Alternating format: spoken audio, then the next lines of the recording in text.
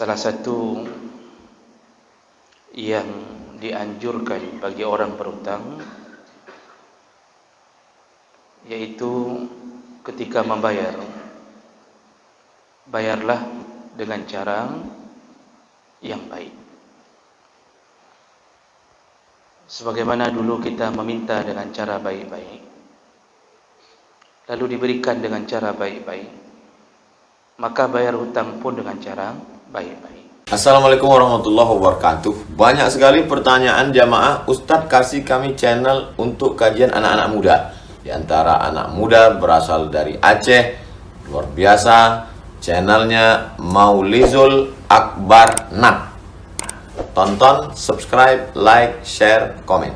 Assalamualaikum warahmatullahi wabarakatuh.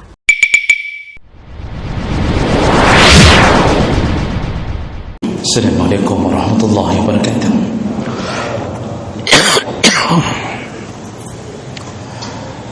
Alhamdulillahi rabbil alamin.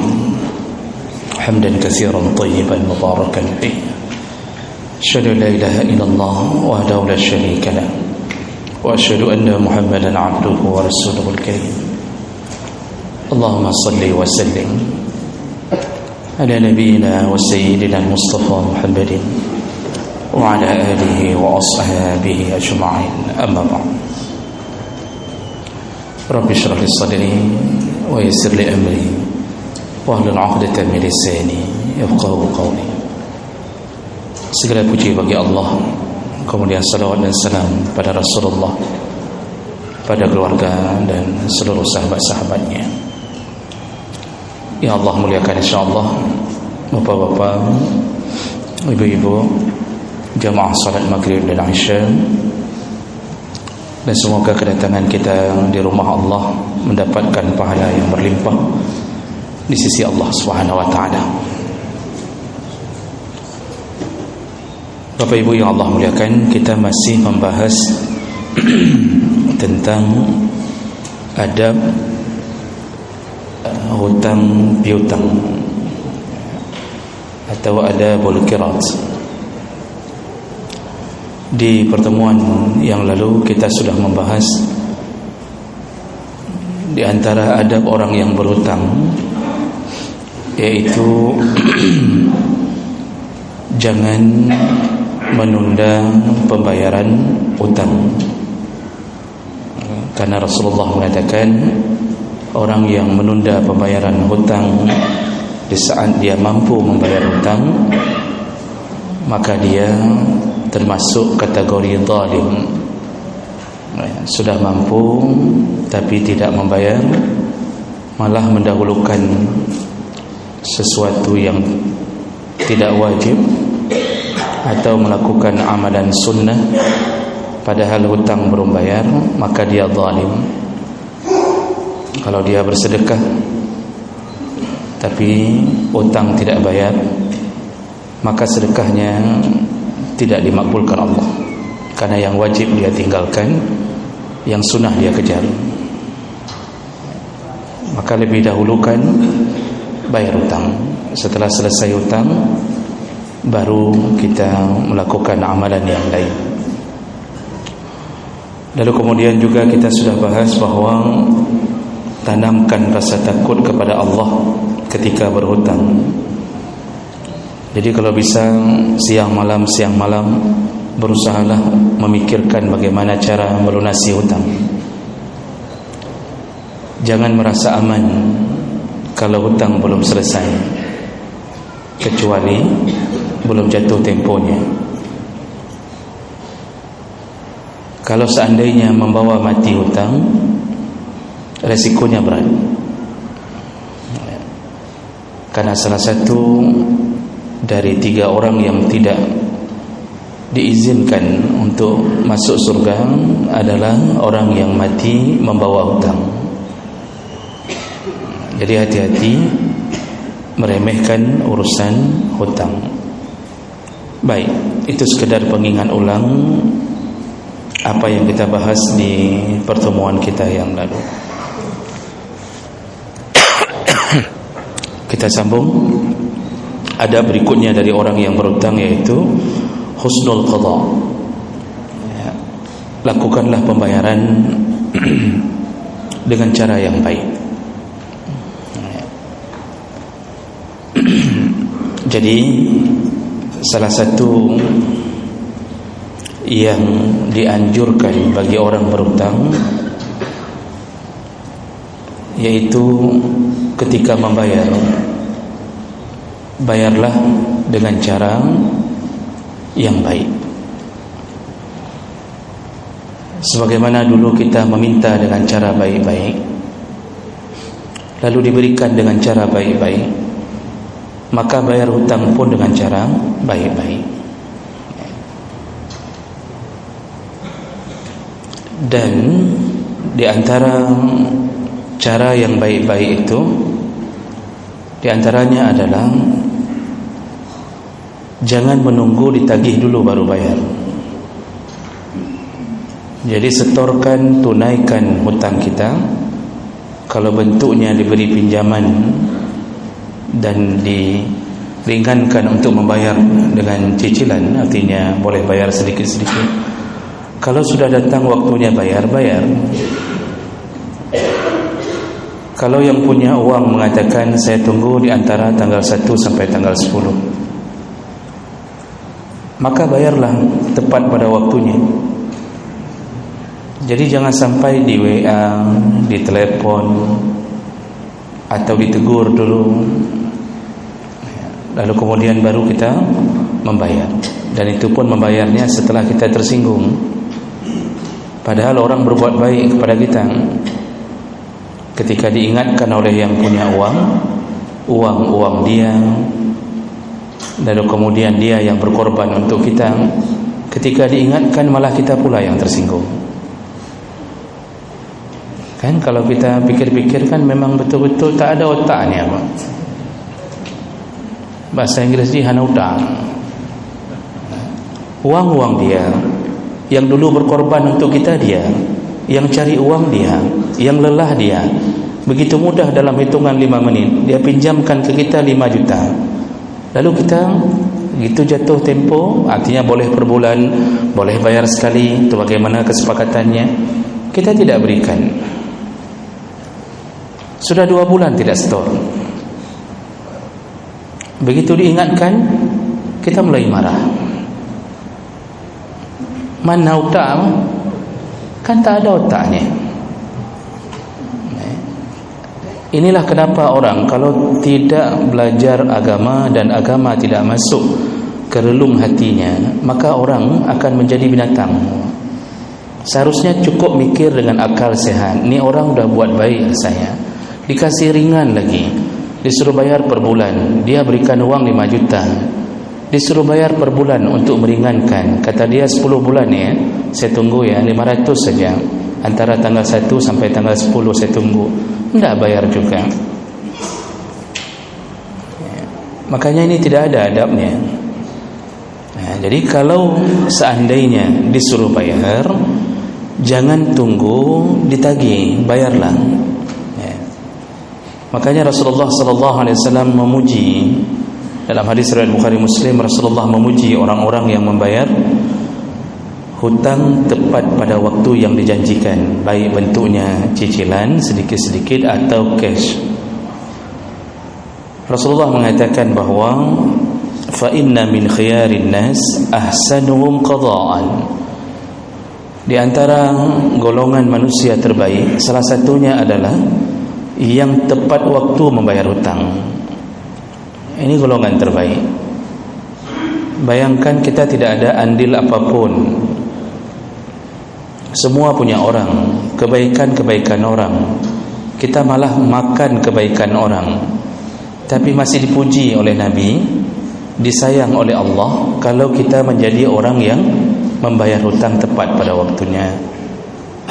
Padahalnya mandu berdago, tapi yang baik kita hanya gara-gara membayar hutang tepat pada waktunya. Kenapa sampai begitu pujian Nabi dalam hadis riwayat Bukhari Muslim ini? Karena nafsu manusia membuat orang susah bayar hutang tepat pada waktunya. Ada yang model ditagih pun tidak peduli.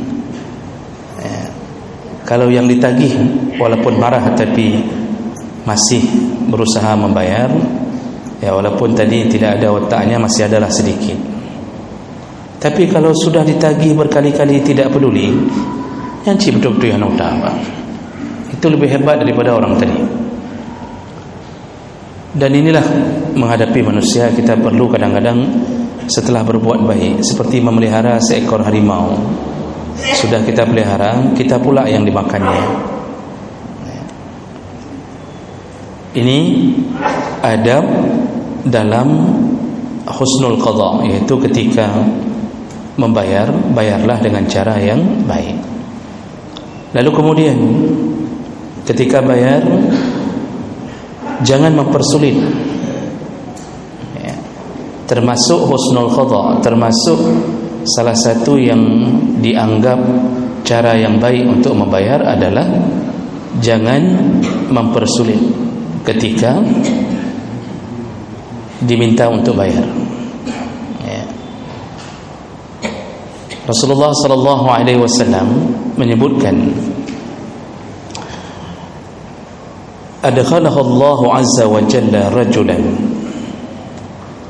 al-jannah. Rasulullah akan memasukkan surga apabila seseorang kana sahlan mushtariyan wa ba'i'an, dia mempermudah urusan jual dan beli, ya. Jadi ini pertama Nabi menyebutkan dulu orang yang akan dimasukkan surga, salah satunya adalah dia mempermudah urusan. Ketika jualan dia permudah, ketika membeli pun dia mempermudah. Jadi ketika jualan ketemu sama orang miskin yang membeli, dia permudah, ya kira-kira dia ambil laba sedikit saja, ya, dia permudah. Kalau dia membeli, dia pun mempermudah. Kalau dia beli kepada orang miskin, dia tidak minta kelebihan uangnya, dia tidak tawar terlalu tinggi, ya. Ini enggak, dengan orang miskin, ya, sayur yang ditumpuk 2.000 satu tumpuk, kita beli 3 tumpuk 6.000. Kata si miskin, 6.000 pak. Si bapak yang kaya ini, yang gajinya 3,5 juta belum kena tunjangan, sudah 6.000 dapat 3 tumpuk sayur, dia minta 3-5 ribu boleh. Si miskin mau menolak, takut enggak ada yang lain yang beli, terpaksa buka je necok je kerana nampak. Kita senangnya bisa dapat 3-5 ribu ketika membeli punya si miskin, tapi si miskin hatinya pedih. Di belakang kita dia akan mengatakan, berat kredit orang kaya, luar biasa pelit orang kaya. 5.000 minta 1.000 kurang. Seharusnya bank tip lo, seharusnya 10.000 kita kasih, kita bilang sama orang miskin, enggak usah balik, sedekah saya. Itu seharusnya. Itu contoh orang yang akan masuk surga. Maka tidak baik jual beli mempersulit. Lalu wa qadiyan wa muqtadiyan, Rasulullah sambung, juga akan dimudahkan Allah masuk surga orang yang mempermudah ketika membayar hutang dan menagih hutang. Jadi ketika bayar hutang itu disuruh permudah, jangan persulit. Bagaimana caranya? Ityanul madin lidda'in fi baitih aw mahallih. Hutang itu diantarkan, bukan dijemput. Ini sudah dipinjamkan, ditolong, begitu ditagih, kata yang berhutang, tolong ambil ke rumah lah, saya enggak sempat ngantar ke situ. Dulu dia datang ke rumah kita, apa? Ketok pintu, ucap salam, baca ayat kursi 3 kali depan rumah. Begitu kita tagih, kita telefon, ini sudah waktunya bayar hutang. Apa dia bilang? Hani cok rumah mandang, hana tempat doa entak kenandung. Masya Allah, ini orang-orang yang mempersulit orang yang punya uang untuk mendapatkan uangnya kembali. Nanti dia bilang begini, ya, dia bilang begitu. Kadang-kadang dia rubah waktu, ya. Disuruh tunggu di sana, disuruh tunggu di sini, padahal tinggal transfer saja selesai. Ya, beginilah keadaan manusia hari ini, Pak. Makin menjelang kiamat, makin banyak orang begini, Pak. Memang kita ini pengalaman kadang-kadang memberi hutang ke orang, itu banyak-banyak sabar, Pak. Selain sabar, kalau kira-kira orang itu bukan tipe orang yang baik, itu tidak usah maafkan di dunia dan di akhirat, ya, tidak perlu dimaafkan, ya. Berdoa saja kepada Allah agar Allah selesaikan di akhirat. Yang perlu kita perbanyak maaf itu orang-orang yang amanah, jujur tapi tak mampu lagi bayar hutang. Itu yang perlu diperbanyak maaf. Dia jujur, amanah, tapi dia sudah diberi musibah oleh Allah, tak mampu lagi bayar hutang. Itu perbanyak maaf. Tapi model-model apa ta'a yang galak semangat, ya, yang suka membohongi, lari sana lari sini, dipersulitnya hidup kita, Pak. Ya, dia bilang nanti hari Senin ya jam 2 ya.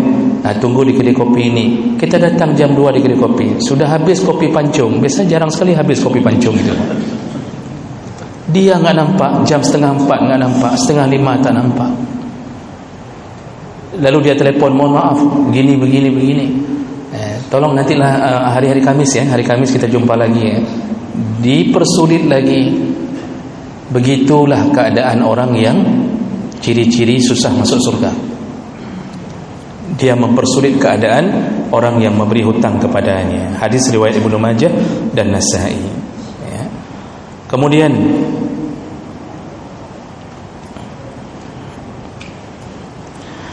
termasuklah husnul qadha, yaitu memperbagus dalam pembayaran, itu jangan berbohong ya, ketika diminta hutang oleh si pemilik hutang. Jadi ketika pemilik uang meminta hutang, jangan berbohong ya. Karena berbohong ini pertama sebahagian dosa besar, yang kedua tanda kemunafikan, ya. Yang ketiga, berbohong ini akan menyebabkan kemarahan. Rasulullah sallallahu alaihi wasallam menyebutkan dalam hadis riwayat Bukhari, Muslim, Abu Dawud, An-Nasa'i, innar rajula iza gharima, seseorang ketika sudah gharim, yaitu sudah terlilit hutangnya, kecenderungannya adalah haddasa fakazzaba, kecenderungannya adalah kalau bicara kemulai berbohong ya. Dulu dia mungkin jarang bohong, tapi karena sudah terlilit hutang, sudah mulai berbohong. Wa wa'ada fa akhlafa, lalu ketika berjanji dia akan mengingkari. Maka salah satu yang membuat orang jatuh ke dalam kemunafikan, suka berbohong, begitu dia sudah mulai berhutang, terlilit hutang, dia mulai bohong. Dan itu terbukti, Pak. Kita yang enggak rencana bohong, kita terlahir bukan pembohong, tapi karena hutang, banyak hutang kita sudah mulai menyiapkan kebohongan. Ya, dari paling sederhana kita bilang belum keluar gaji, oh sudah ada tapi kemarin perlu ini, lalu kemudian uang kita gunakan untuk ini, lalu kita bilang enggak ada di rumah. Ditelepon penadro di rumah, ada orang di rumah, saya mau ambil uang. Kita bilang enggak ada, saya sedang di Banda Aceh, padahal dia sedang di WC. Ketika datang ke rumah, diketoknya pintu rumah kita, lalu kita pesan kepada anak kita, nak buka, bilang ayah di Banda Aceh ya. Anak buka, mana ayah? Kata ayah di Banda Aceh. Jadi sekarang ayah di mana? Di WC. Dia anak bangai, anak orang mutang cik bangai rata-rata. Ya. Makanya kecenderungan berbohong itu terjadi ketika sudah terlilit hutang. Dari yang tidak ada rencana berbuat dosa, gara-gara terlilit hutang, itu sudah mulai melakukan dosa, berlanjut-lanjut dosanya. Mulai tidak bayar, berbohong, lalu berkhianat, tidak menepati janji. Maka banyak, Pak, dosa orang berhutang itu banyak. Makanya orang berhutang tidak bisa masuk surga begitu lempang, karena banyak sekali urusan yang dia lakukan. Itu kita telepon berkali-kali, itu tidak diangkat. Lalu dia tipu melalui WA. WA itu kan bisa disetting. WA-nya isinya sudah kita baca, tapi tidak ada conteng hijaunya, kan? Jadi seakan-akan kita tidak tahu, padahal sudah kita baca. Begitulah keadaan orang yang berhutang. Jadi berbaguslah ketika membayar hutang, berbaik-baiklah ketika bayar hutang. Ingat-ingat jasa orang ketika orang memberikan hutang kepada kita. Dan yang terakhir, yang terakhir tentang adab orang yang berhutang. Nanti minggu depan kita mulai bahas adab orang yang memberi hutang. Ini yang berhutang. Yang terakhir, jangan lupa berdoa kepada orang yang telah memberi kita hutang. Itu sebenarnya, karena ini adalah kebaikan. Rasulullah sallallahu alaihi wasallam menyebutkan dalam hadis riwayat An-Nasa'i, Abu Daud, "Wa man ata ilaikum ma'rufan," barang siapa yang telah berbuat baik kepadamu, fakafi'uhu, maka balaslah dengan kebaikan yang sama. Disuruh balas kebaikan orang, kan disuruh khianat. Itu orang beri hutang itu dia korbankan, sampai kadang-kadang istrinya pun tak tahu bahawa uang telah dia hutangkan. Dia tutup dari istrinya. Kalau istrinya tahu, itu bisa terjadi perang dunia keempat. Dia tutup demi menghutangkan uang kepada kita. Rasulullah bilang apa? Fakafi'uh, kalau engkau sudah mendapatkan kebaikan orang, balaslah kebaikannya. Fa in lam tajidu fad'u lahu hatta ta'lamu an qad kafa'tumuhu. Kalau engkau tidak bisa balas di dunia, berdoalah untuknya, kata Rasulullah. Semoga Allah yang membalas kebaikannya. Maka kita yo berdoa ke orang hutang, ke orang bihutang. Ya Allah, aku tidak mampu membalasnya, maka balaslah kebaikannya. Begitu seharusnya. Ini enggak, memang pengkhianat betul lah. Udah kita kasih, bukan berdoa yang dikasih, Pak, tapi kesulitan hidup kita. Kan betul-betul besar sekali dosa orang yang tidak bayar hutang ini. Lalu bangga lagi, merasa jadi orang baik. Yang anehnya lagi, ketika mati hutang bertumpuk, ditanya sama imam yang salatkan jenazah, "Apakah mayatnya jeroh?" Mandum taud, semuanya menjawab, "Apakah mayat ini baik?" Semua jawab baik, begitu menjawab. Lalu imam mengatakan, "Alhamdulillah, kalau semua sudah mengatakan baik, semoga jenazah ini masuk surga." Padahal surga hutang bertumpuk.